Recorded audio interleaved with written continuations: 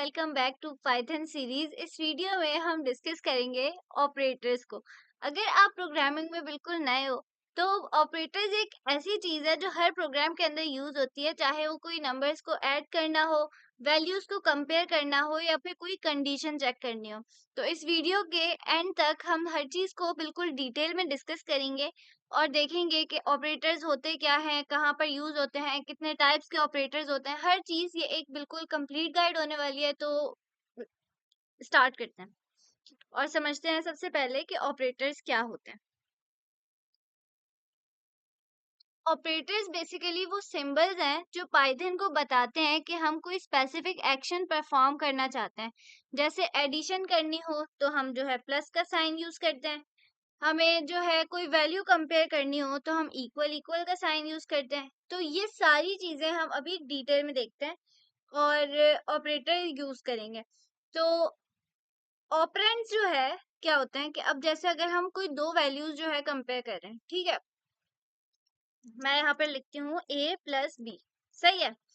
तो अब यहाँ पर हमारे पास ऑपरेटर क्या है, ये जो हमारे पास साइन है, ठीक है, ये जो है हमारे पास ऑपरेटर है। प्लस हमें बता रहे हैं कि अच्छा यहाँ पे एडिशन हो रही है। उसके बाद जिसके ऊपर जो है वो ऑपरेशन परफॉर्म हो रहा हो, ठीक है, यानी कि वो वैल्यूज जिनके ऊपर ऑपरेटर काम करता है कि हमारे पास एडिशन किसके बीच में हो रही है, ए और बी के बीच, उसमें क्या हो रही है, एडिशन हो रही है। तो ये क्या होंगे, ए और बी हमारे पास ऑपरेंड्स है। सही है। और ये प्लस का साइन क्या है, ऑपरेटर है। ठीक है। अब हमारे पास जो रिजल्ट होगा वो क्या होगा, एक्सप्रेशन का आउटपुट।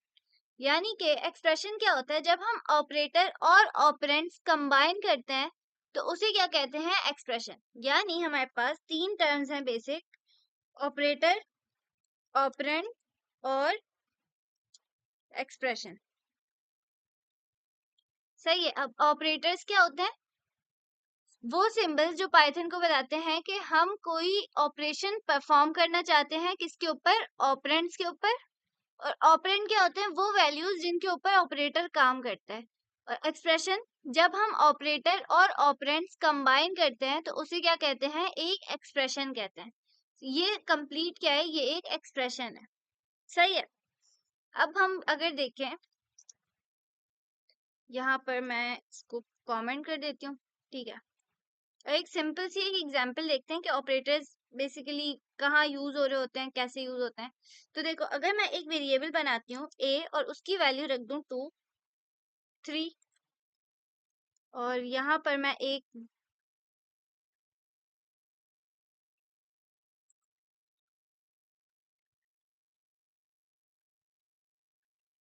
b की वैल्यू रख देती हूँ 3। सही है। अब देखो, मैं यहाँ पर एक जो है वो प्रिंट कराती हूँ, इन दोनों की एडिशन। यहाँ पर हम जो है ना कोट्स नहीं लगाएंगे, क्योंकि अगर हम कोट्स लगाएंगे तो क्या होगा कि हमारा जो टेक्स्ट है वो एज इट इज जो है आउटपुट स्क्रीन के ऊपर प्रिंट हो जाता है। तो यहाँ पर हम लिखेंगे a प्लस बी। ठीक है। अब क्या होगा कि ये जो दो वेरिएबल्स हैं इनके जो है बीच में एडिशन जो है वो करके आउटपुट प्रिंट कर देगा। तो यहाँ पे हमने 2 प्लस 3 इक्वल्स टू 5 प्रिंट हो गया। सही है। अब हमारे पास क्या है कि ए बी हमारे पास इधर ऑपरेंड्स है और ये प्लस का साइन हमारे पास ऑपरेटर है और ये क्या है, हमारे पास एक रिजल्ट आ रहा है। ठीक है। तो ये क्या हुआ, हमारे पास एक एक्सप्रेशन है सिंपल बेसिकली। तो ऑपरेटर्स के बगैर हम प्रोग्रामिंग में कैलकुलेशन, कंपैरिजन या लॉजिकल डिसीजन नहीं ले सकते। हर प्रोग्राम, चाहे सिंपल कैलकुलेटर हो या फिर कोई एडवांस्ड एआई प्रोग्राम हो, ऑपरेटर्स का यूज लाजमी उसमें हो रहा होता है। तो स्टार्ट करते हैं और हमारे पास देखते हैं कितनी जो है ना टाइप्स होती हैं ऑपरेटर्स की। यहाँ पर हम एक जो है लिख लेते हैं, टाइप्स ऑफ ऑपरेटर्स। ठीक है। तो हमारे पास जो है 7 बेसिक मेन टाइप्स हैं ऑपरेटर्स की पाइथन में। सबसे पहले कौन से आते हैं हमारे पास, अरिथमेटिक ऑपरेटर्स, जिससे हम मैथमेटिकल ऑपरेशंस जो है हम इसमें परफॉर्म कर रहे होते हैं अपने। ठीक है, मैथमेटिकल कैलकुलेशंस के अंदर हम यूज करते हैं इन्हें। और उसके बाद हमारे पास आते हैं असाइनमेंट ऑपरेटर्स। हम इन सारों को डिटेल में देखेंगे, ठीक है। उसके बाद हमारे पास होते हैं कंपैरिजन ऑपरेटर, जिसमें हम वैल्यूज को कंपेयर करते हैं। और हमारे पास होते हैं लॉजिकल ऑपरेटर्स। उसके बाद आते हैं हमारे पास बिटवाइज ऑपरेटर्स, ये थोड़े एडवांस होते हैं। उसके बाद हमारे पास आते हैं मेंबरशिप ऑपरेटर्स।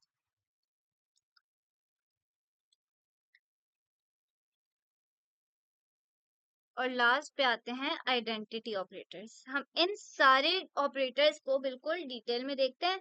और सबसे पहले हम समझते हैं कि अरिथमेटिक ऑपरेटर्स क्या होते हैं। सही है, तो अब यहाँ पर देखो, अब क्या होता है कि हमारे पास इसमें 7 टाइप्स के ऑपरेटर्स होते हैं, जिसमें हमारे पास plus,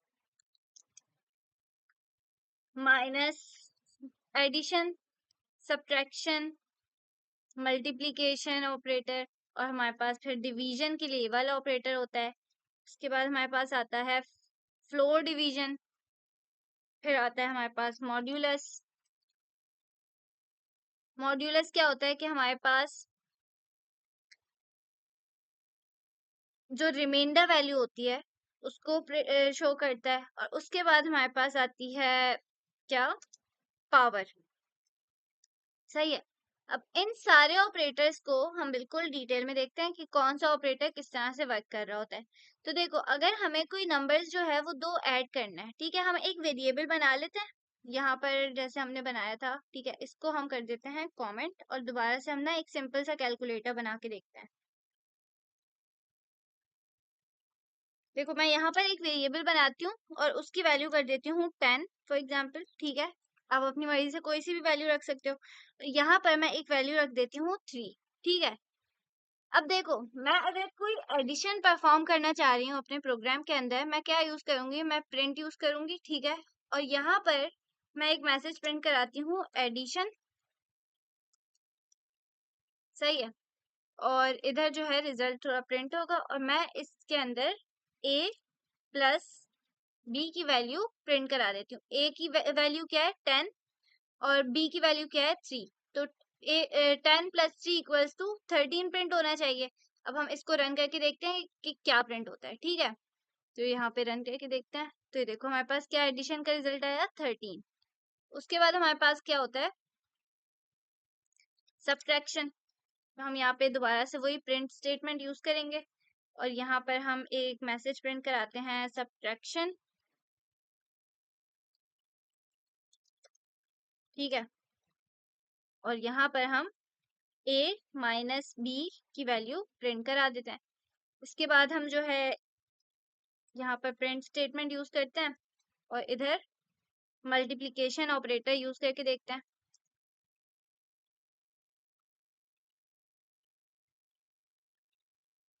a multiply by b।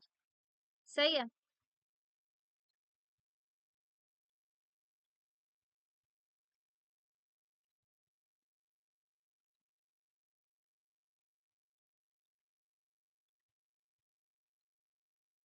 सही है। अब इसको अगर हम रन करके देखें, तो ये देखो क्या आया हमारे पास, addition 13, 10 minus 3 equals to 7, multiplication में 10 3 जा 30। इस तरह से हमारी कैलकुलेशंस परफॉर्म हो गई। इसी तरह से हम बाकी की भी चीजें कर सकते हैं, बाकी के ऑपरेटर्स यूज करके हम जो है, अगर हम डिवीजन करना चाहें तो यहाँ पर हम डिवीजन भी कर सकते हैं। सही है, ए, और यहाँ पे डिवीजन के लिए कौन सा हमारे पास ऑपरेटर होता है, बैक स्लैश और फिर बी। सही है, बैक स्लैश बी। और यहाँ पे अब इसको रन करके देखते हैं, तो ये देखो हमारे पास 10 डिवाइडेड बाय 3 की वैल्यू क्या है, 3.33। सही है, अब हमारे पास आता है फ्लोर डिवीजन। फ्लोर डिवीजन में क्या होता है कि हमारा जो डेसिमल पॉइंट्स है ना, वो उसको रिमूव करके सिर्फ एक इंटीजर वैल्यू रिटर्न करता है। ये डिवीजन में उसने क्या की, फ्लोट वैल्यू रिटर्न कर रहा है। लेकिन हमारे पास क्या आता है, फ्लोर डिवीजन में सिर्फ और सिर्फ एक इंटीजर वैल्यू वो प्रिंट कराता है। डिवीजन, और इधर जो है हम यहाँ पर a फ्लोर डिवीजन के लिए कौन सा ऑपरेटर होता है? डबल बैक स्लैश, ठीक है। और इधर हम इसको रन करके देखते हैं। तो ये देखो फ्लोर डिवीजन यहाँ पर लिख देते हैं ताकि पता चल जाए, सही है। तो देखो यहाँ पर हमारे पास फ्लोर डिवीजन की वैल्यू क्या आई? 3। क्यों? क्योंकि हमारे पास फ्लोर डिवीजन में हमेशा इंटीजर वैल्यू वो रिटर्न करता है, सही है। और उसके बाद हमारे पास क्या आता है? मॉड्यूलस। मॉड्यूलस में क्या होता है? Remainder value. या नहीं, हम अगर कोई भी वैल्यू जो है आप डिवाइड करें और बाद में जो आंसर हमारे पास रिमाइंडर बचता है वो हमारे पास प्रिंट हो जाता है। मॉड्यूलस की हमारे पास ऑपरेटर कौन सा होता है? हमारे पास A%। इसको रन करके देखते हैं, इसको भी देखो।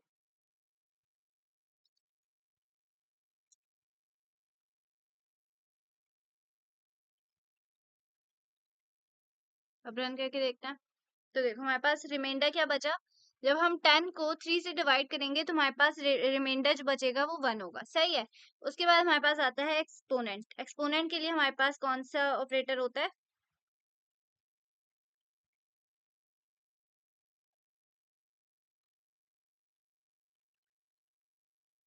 A स्टार स्टार B, सही है। अब इसको रन करके देखते हैं। तो ये देखो हमारे पास एक्सपोनेंट की वैल्यू क्या आई? 1000, यानी 10 multiply by 100 multiply by 10। 10 multiply by 10 multiply by 10, सही है। 10 10 जा 100, 100 10 जा 1000। तो यहाँ पे हमारे पास 1000 आ गया। अब हमारे पास ये जो है अरिथमेटिकल ऑपरेटर्स थे, जिसमें हमारे पास addition, subtraction, multiplication, division, floor division, modulus और एक्सपोनेंट की वैल्यूज होती हैं, सही है। उसके बाद हमारे पास आते हैं असाइनमेंट ऑपरेटर्स। असाइनमेंट ऑपरेटर्स क्या होते हैं हमारे पास? जब हम कोई वैल्यूज असाइन कर रहे हो, असाइनमेंट ऑपरेटर्स वैल्यू असाइन करने के लिए यूज होते हैं। और कंबाइंड ऑपरेशंस भी जो है ना हम इससे परफॉर्म कर सकते हैं। किस तरह से? हमारे पास इसमें अगर मैं कोई वेरिएबल बना रही हूँ और उसको मैं वैल्यू असाइन कर देती हूँ, फॉर एग्जांपल 5, ये क्या है हमारे पास? ये एक असाइनमेंट ऑपरेटर है, ठीक है। इसमें हम क्या कर रहे हैं कि वैल्यू को असाइन कर रहे हैं, x को वैल्यू असाइन कर रहे हैं, कौन सी? 5, ठीक है। अब हमारे पास एक और ऑपरेटर होता है add and assign. Add and assign का क्या मतलब होता है कि अब हम x प्लस इक्वल्स टू 3 कर देती हूँ, ठीक है। अब इसमें क्या हुआ कि हमारे पास ये क्या है? ऐड भी करेगा और असाइन भी करेगा, सही है। एक्स के अंदर वो जो है ऐड कर रहे हैं और फिर असाइन कर रहे हैं किसको? ठीक है। इसके बाद हमारे पास होता है सब्ट्रैक्ट एंड असाइनमेंट ऑपरेटर, सही है। Subtract and x minus equals 3, 4 कर देते हैं, ठीक है। इस तरह से हमारे पास सब्ट्रैक्ट एंड असाइन होता है। और फिर हमारे पास आता है इसी तरह से ये वाले सारे जितने भी ऑपरेटर्स हैं, अरिथमेटिक ऑपरेटर्स, वो हम सारे इसके साथ यूज कर सकते हैं। यानी कि हम असाइनमेंट ऑपरेटर्स वैल्यूज को असाइन करने के लिए यूज करते हैं, और जिसमें हम जैसे अभी कंबाइंड ऑपरेशंस परफॉर्म कर सकते हैं कि हम वैल्यूज को असाइन भी कर रहे हैं और उसको जो है add, subtract, multiply, divide, floor divide, modulus और एक्सपोनेंट और असाइन, ये सारा कुछ हम एक साथ कर सकते हैं, ठीक है। इसके बाद आते हैं हमारे पास कंपैरिजन और रिलेशनल ऑपरेटर्स। रिलेशनल ऑपरेटर्स जो है हमारे पास कौन से होते हैं? मैं इसको पहले कमेंट कर देती हूँ, ठीक है। अब देखो हमारे पास आते हैं इसके बाद रिलेशनल ऑपरेटर्स।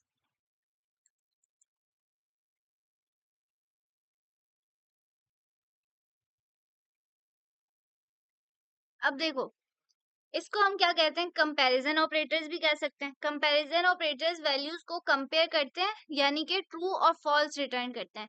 अब हमारे पास जो है कंपैरिजन ऑपरेटर्स के अंदर कौन कौन से आ सकते हैं? हमारे पास इक्वल इक्वल आ सकता है, हमारे पास नॉट इक्वल आ सकता है। नॉट इक्वल के लिए हम ये वाला यूज करते हैं ऑपरेटर।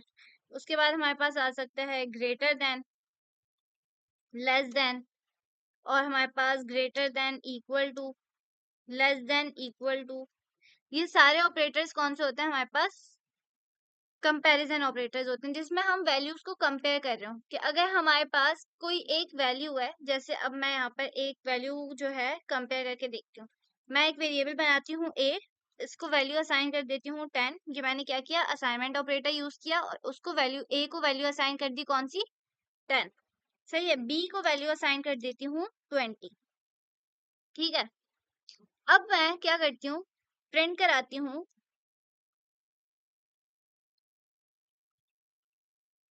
ए की वैल्यू कंपेयर करती हूँ बी से। ठीक है, तो देखते हैं वो क्या रिटर्न करेगा, ट्रू या फिर फॉल्स।